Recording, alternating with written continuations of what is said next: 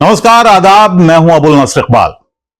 दोस्तों, 25 जून 1975 को इमरजेंसी लगी थी और इसी को याद करते हुए केंद्र सरकार ने इस दिन को हर साल संविधान हत्या दिवस के रूप में मनाने का ऐलान किया है। केंद्रीय मंत्री ने ऐलान किया, उसके बाद एक अधिसूचना भी बाकायदा जारी कर दी गई कि हर साल 25 जून को संविधान हत्या दिवस के रूप में मनाया जाएगा, इमरजेंसी लगने की याद में। जाहिर है, निशाने पर कांग्रेस पार्टी है और भारतीय जनता पार्टी की इस बौखलाहट को भी समझा जा सकता है कि आखिर संविधान को लेकर भारतीय जनता पार्टी क्या मैसेज देश को देना चाहती है। पिछले चुनाव में, अभी आम चुनाव में जो कुछ हुआ, जो नतीजे भुगतने पड़े, अपने संविधान पर जो रुख है भारतीय जनता पार्टी का, उसको लेकर जो पहले उनके बयान आते रहे हैं उसको लेकर अब इस पर बयानबाजी भी शुरू हो गई है। संविधान को लेकर, संविधान हत्या दिवस को लेकर एक्स पर लिखा, पहले केंद्रीय गृह मंत्री ने लिखा, उन्होंने लिखा कि प्रधानमंत्री की अगुवाई में केंद्र सरकार द्वारा किए गए इस फैसले का उद्देश्य उन लाखों लोगों के संघर्ष का सम्मान करना है जिन्होंने तानाशाही सरकार की असंख्य यातनाओं व उत्पीड़न का सामना करने के बावजूद लोकतंत्र को पुनर्जीवित करने के लिए संघर्ष किया। प्रधानमंत्री नरेंद्र मोदी का भी इस पर बयान आ जाता है। उन्होंने लिखा है कि संविधान हत्या दिवस के रूप में मनाना इस बात को याद दिलाएगा कि क्या हुआ था जब भारत के संविधान को कुचला गया था।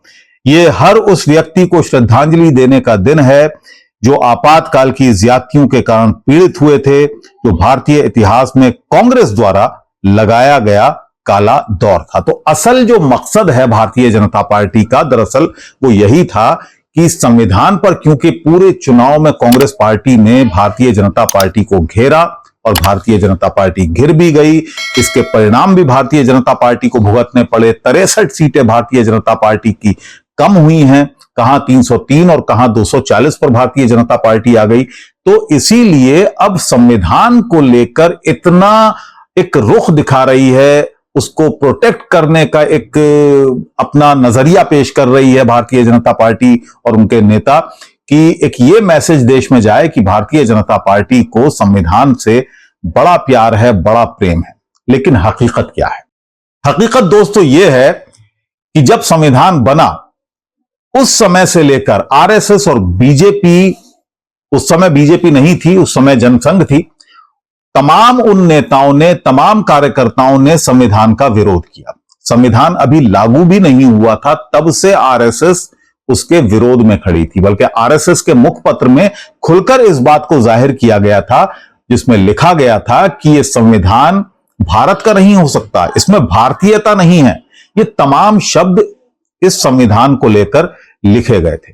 और दूसरा, जो लगातार भारतीय जनता पार्टी के नेताओं की तरफ से अभी अनंत हेगड़े ने जो कुछ बयान दिए थे, या इससे पहले आरएसएस प्रमुख मोहन भागवत 2015 में एक बयान दे चुके हैं संविधान समीक्षा को लेकर, वो काफी उसके भी नतीजे बिहार चुनाव में भुगतने पड़े थे। आपको याद होगा, उन्होंने कहा था कि एक जरूरत है, संविधान समीक्षा की जरूरत है।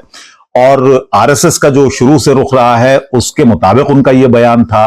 फिर भारतीय जनता पार्टी के कई नेता इस तरह के बयान दे चुके हैं।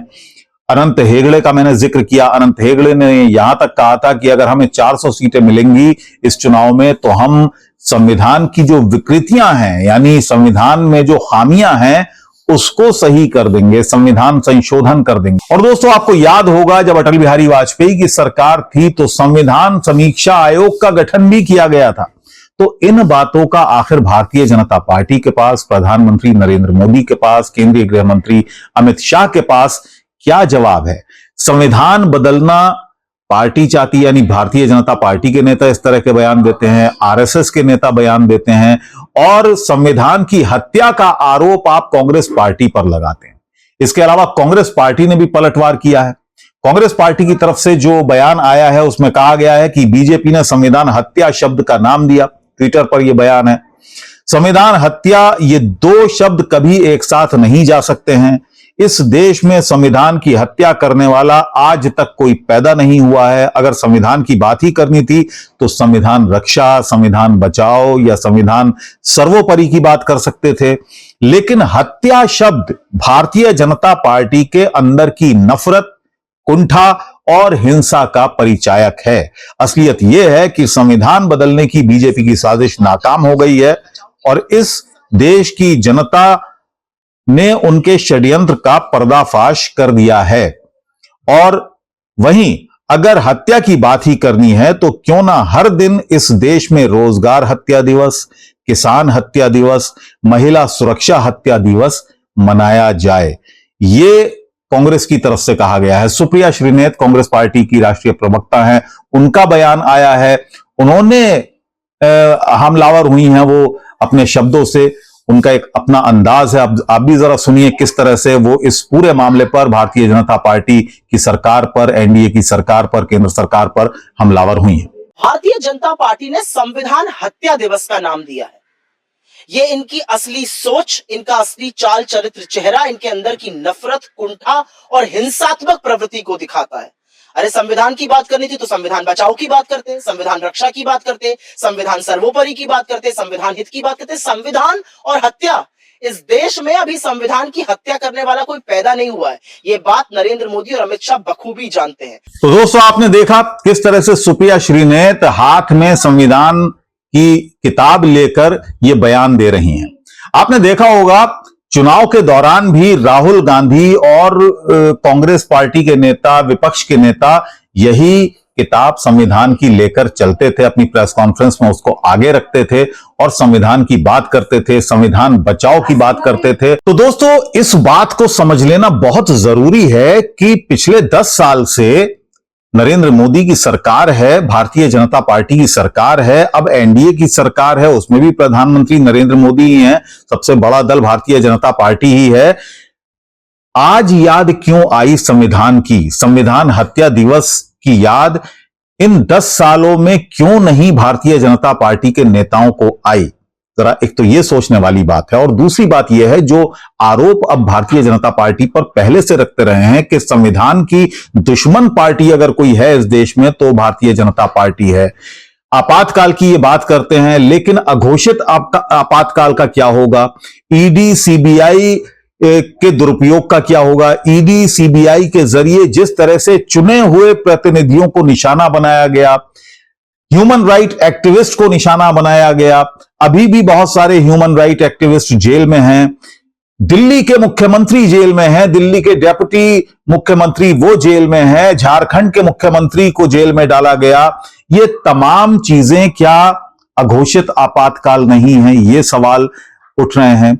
एक पुराना बयान, आईबी चीफ उस समय के टीवी राजेश्वर, उनका बयान एक वायरल हो रहा है जिसमें वो करण थापर को एक इंटरव्यू दे रहे हैं, जिसमें वो कह रहे हैं कि जब इमरजेंसी लगाई गई थी तो उसमें आरएसएस का समर्थन था इंदिरा गांधी को, उस समय की प्रधानमंत्री को। तो ये तमाम बातें भारतीय जनता पार्टी के नेता इन तमाम बातों का, इन तमाम सवालों का क्या दलील देंगे? कांग्रेस पार्टी की तरफ से जो सवाल उठाए गए संविधान को लेकर, वो जायज सवाल थे, क्योंकि लगातार ये बात कही जा रही थी अब की बार 400 पार, अब की बार 400 पार, कि उन्होंने इस बात का खुलासा भी किया कि हमें 400 पार सीटें इसलिए चाहिए ताकि हम संविधान में अपने मुताबिक तब्दीलियां कर सकें। तो इसी बात को अब इरेज करने के लिए, डिलीट करने के लिए लोगों के जहन से भारतीय जनता पार्टी, खासतौर से प्रधानमंत्री की यह कोशिश है कि वो संविधान से प्रेम को दिखाएं। आपको याद होगा जब अभी जो शपथ लेने पहुंचे थे तो संविधान की किताब को, संविधान के उस शास्त्र को उठाकर उन्होंने अपने माथे पर लगाया था, शीश नवाया था संविधान को। तो अब ये प्रेम सिर्फ दिखावे का प्रेम है। और जो कहते हैं ना मगरमच्छी आंसू बहाना संविधान को लेकर, तो संविधान हत्या दिवस का ये जो पूरा मामला है ये मगरमच्छ के आंसुओं से ज्यादा और कुछ भी नहीं है। इस वीडियो में फिलहाल इतना ही। नमस्कार।